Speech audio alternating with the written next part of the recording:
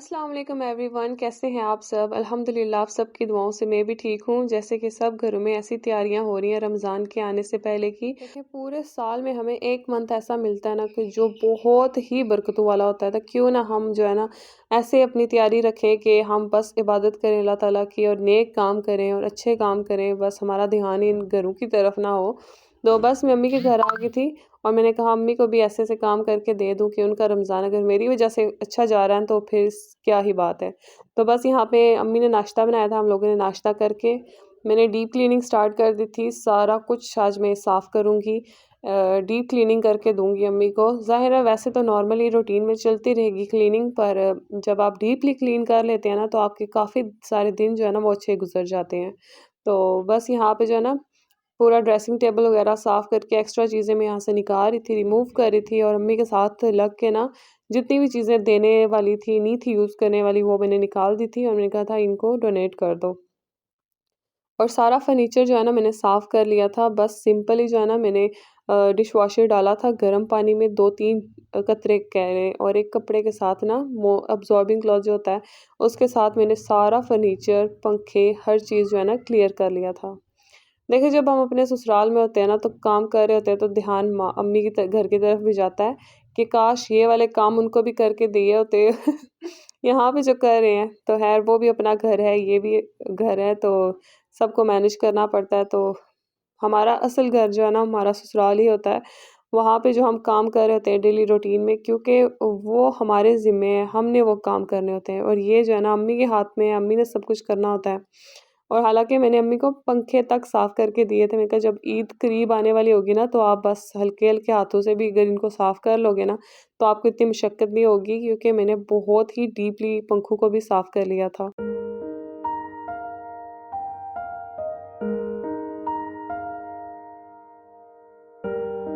उसके बाद जितने भी रूम में एक रूम को ना एक टाइम में साफ़ करी थी, इस तरह से मेरे लिए ईज़ी हो रहा था। और देखें जितने भी यहाँ पे लगे हुए थे ना डेकोरेशन पीसेस जितने भी थे उनको भी मैंने साफ़ कर लिया था। और अम्मी के पूरे घर में ना टाइल्स हैं तो इनको साफ़ करना, दीवारों को साफ़ करना बहुत ईज़ी है। और जब हम इस टाइल साफ़ कर रहे थे ना रूम अपने आप ही ब्राइट हो रहा था, पता चल रहा था कि एक रोशनी सी आई है रूम के अंदर। इतनी ज़्यादा भी गंदी नहीं थी टाइल्स, बस हल्की-हल्की थोड़े-थोड़े दाग पड़े हुए थे जिनकी वज़ह से टाइल्स का कलर जो है ना वो डल सा नज़र आ रहा था। तो देखिए माँ-बाप का हक़ जो है ना हम कभी भी अदा नहीं कर सकते, किसी सूरत में अदा नहीं कर सकते, उनका रुतबा ही ऐसा है। तो ये कुछ काम होते हैं ना जो अगर आप उनको करके दे दें ना उनकी ज़िंदगी आसान हो जाती है। तो वैसे भी मैं अम्मी के घर आऊँ ना मैं बैठती कोई नहीं हूँ, बस अम्मी की आवाज़ें सुनती रहती हूँ कि बैठ जाओ, थक जाओगी, बैठ जाओ, थक जाओगी।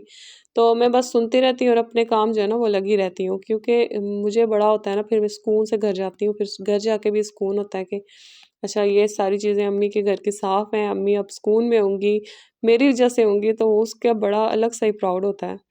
और सारा फर्नीचर हर रूम का मैंने क्लीन किया था इसके साथ, क्योंकि मेड नहीं है यहाँ पे, मेड यहाँ पे मिलना बहुत मुश्किल है।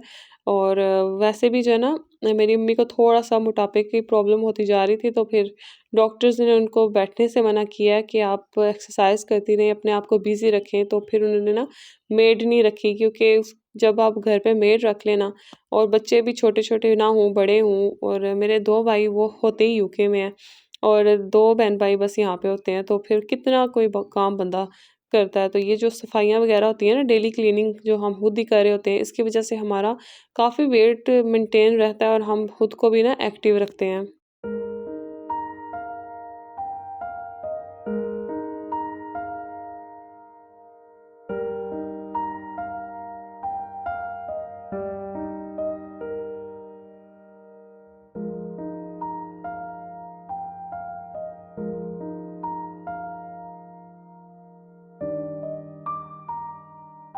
उसके बाद मेरे बच्चे इतना कोई खिलारा-सा डाल देते हैं ना, हर चीज़ जो है ना फेंक देते हैं, और बस बच्चे हैं ना क्या कर सकते हैं उनके साथ। उनको साथ-साथ समझाते रहते हैं और साथ-साथ चीज़ें उठाते रहते हैं।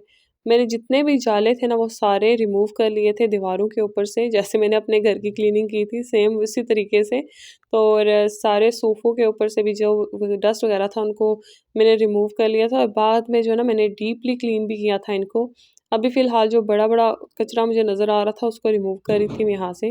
बाहर अम्मी और भाई जो है ना वो गैरेज साफ कर रहे थे, उसके बाद बाहर वाली गली और ये छोटे सी बालकनी है उसको भी साफ कर रहे थे और शीशे वगैरह भी साफ करना, बाहर भी टाइल्स लगी हुई हैं सारी तो उनको भी साफ करना। ज़ाहिर है घर तो हमारे बन जाते हैं, पर इनकी क्लीनिंग जो है ना थोड़ी-सी टफ होती है, पर अगर आप क्लीनिंग कर लें तो आपको अच्छा घर, अगर आपका अच्छा घर भी है और उसमें क्लीनिंग भी है ना तो बड़ा सुकून आता है घरों में। तो बस अम्मी वॉश कर रही थी बाहर से सारा कुछ और भाई जो है ना वो शीशे साफ कर रहा था। उसको भी आज मैंने उठाया, मैंने कहा उठो पकड़ो ये और जाके बाहर शीशे साफ करो बैठ-बैठ के, तो तंग भी नहीं पड़ते। रमज़ान की जो खुशी होती है ना वो स्टिल अभी तक है। पता एक होता है ना कि बंदा बड़ा होता जाए तो वो मैच्योरिटी आना शुरू हो जाती है और फिर बंदा जो है ना कहता है चलो ये तो होता रहता है, पर वो खुशी जो रमज़ान की है ना वो कभी ख़त्म नहीं होती। मेरे में तो स्टिल है और किस-किस में है तो मुझे कमेंट में लाज़मी बताना कि ये एक्साइटमेंट ही अलग-सी है। एक तो अगर आपको अल्लाह ताला के घर की तरफ से बुलावा आए वो वाली एक्साइटमेंट या उसको आप देखें, और दूसरा रमज़ान की।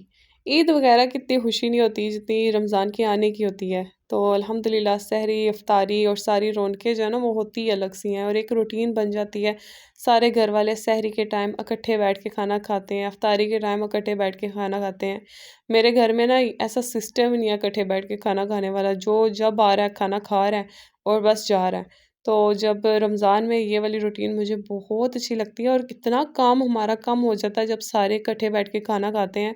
तो इस वजह से भी हमारा काम बहुत कम हो जाता है। तो डीपली क्लीन करें आप सब भी अपने घरों को, सब कर रहे भी हैं, ज़ाहिर-सी बात है सबके पास अक्ल औसाफ हैं, तो बस ये कुछ क्लीनिंग्स वगैरह होती हैं जिनकी वजह से हमारा टाइम जो है ना वो ज़्यादा इबादत में जो है ना वो रहता है और बाकी कामों में हमारा ध्यान नहीं होता। और जो लोग जो है ना फूड प्रिपेयर करके रख रहे हैं तो उनको नेगेटिव कमेंट्स बिल्कुल ना करें, वो अपने हिसाब से बिल्कुल ठीक करें क्योंकि हमारा काफ़ी सारा टाइम जो है ना प्रिपरेशन की वजह से बच जाता है। एक तो कंटेंट भी होता है, ज़ाहिर है अगर आप यूट्यूबर हैं एज़ अ व्लॉगर आपको कंटेंट भी चाहिए होता है। तो दूसरी बात कि अगर आप कर रहे भी हैं ना प्रिपरेशन अपने फूड्स की भी, तो वो भी आपकी एक बचत ही होती है रमज़ान में। वैसे भी तो हम फ्रोज़न फूड्स लेते हैं, ज़्यादा फ्रोज़न फूड अच्छा भी नहीं होता, पर कुछ ऐसे काम चटनी वग़ैरह, चने बॉयल करके रखना और ये वाली चीज़ें जो है ना अगर हम कर लें ना तो हमारा रमज़ान बड़ा अच्छे से गुज़र जाता है। जब पिछली दफ़ा मैंने इसी तरह से हर चीज़ प्रिपेयर करके रखी थी ना, तो यकीन करें मैं बस फ्रिज से निकाल रही थी और बस यूज़ कर रही थी तो काफ़ी सारा सुकून था।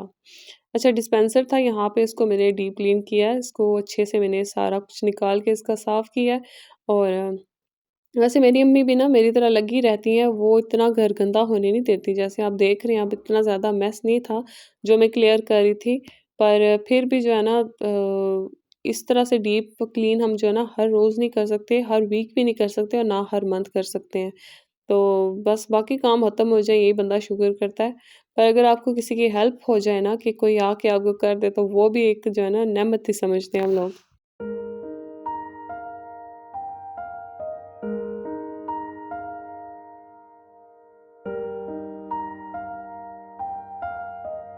अच्छा आप लोगों ने नोट किया होगा ना कि जब हम पंखे साफ करते हैं ना तो वो रूम पता चलता है हमारा साफ सुथरा हो गया है।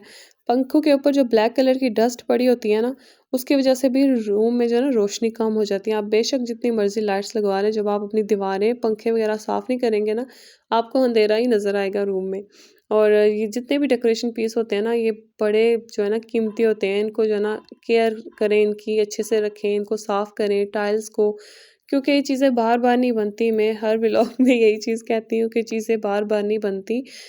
एक ही बार बनती हैं और इनको अपने साथ हम लेके जा सकते हैं, कब्र में नहीं, मतलब कि अपनी लाइफ़ के साथ इनको हम यूज़ कर सकते हैं। तो उसका यूज़ करने का यही है ना कि आप इनकी केयर करें, आप इनको साफ-सुथरा रखें। तो बस यही था मेरा आज का व्लॉग क्लीनिंग वाला जो मैंने आप लोग के साथ शेयर किया। होप सो आप लोग को अच्छा लगेगा और जो ना अपनी अम्मी के घर अभी तक नहीं गए तो वो जाएँ, और अगर तो आपके घर में भाभियाँ हैं तो उनकी भी हेल्प करें, कोई बात नहीं, वो भी हमारी बहनें ही हैं, और अगर नहीं है तो आप जाके हेल्प कर आएँ अपनी माँ की। क्योंकि ये टाइम ज़िंदगी में दोबारा नहीं मिलते। जब हमारे पेरेंट्स नहीं रहते ना, तो फिर हमें बड़ा अफ़सोस लगा रहता है कि काश ये वाला काम हम अपने पेरेंट्स के साथ करते, ये टाइम हम अपने पेरेंट्स के साथ स्पेंड करते। और हस्बैंड को भी चाहिए कि वो अपनी बीवी को इतनी इजाज़त दें कि वो वीक में 1 दफ़ा लाज़मी अपने पेरेंट्स से जाके मिले, क्योंकि ये बहुत कीमती रिश्ते होते हैं। और जिनके वालिदैन ज़िंदा नहीं हैं, इस दुनिया से चले गए हैं, तो अल्लाह ताला उनको जन्नत में आला मुकाम अता फ़रमाए। बस फ्रूट चाट वग़ैरह बनाई, बस ये बैठ के खाएँगे क्योंकि नाश्ता लेट किया था। यही था मेरा व्लॉग, दुआओं में याद रखिएगा। अल्लाह हाफ़िज़।